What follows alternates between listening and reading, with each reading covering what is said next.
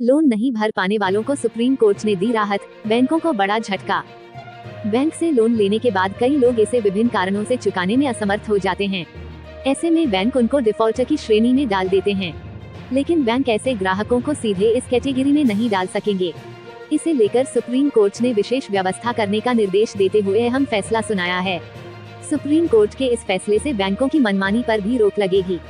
यह फैसला supreme court ने एक राज्य के हाई कोर्ट के निर्णय को यथावत रखते हुए सुनाया है।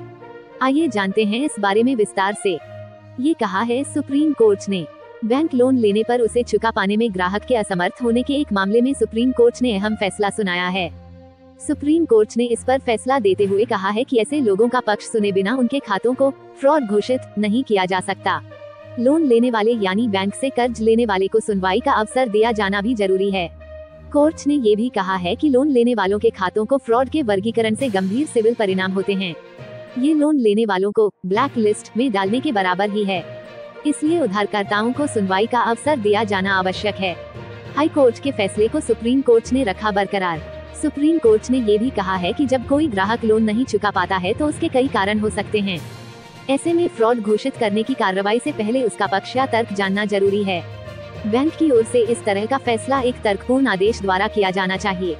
ये निर्णय भारत के मुख्य न्यायाधीश CJI चंद्रचूड़ और न्यायमूर्ति हिमा कोहली की पीठ ने साल 2020 में तेलंगाना हाईकोर्ट द्वारा इसी तरह के एक मामले में दिए गए फैसले को यथावत रखा है। इतना ही नहीं, सुप्रीम कोर्ट की इस पीठ ने गुजरात हाईकोर्ट के उस फैसले को भी सिरे से खारिज कर दिया जो इसके उलट था।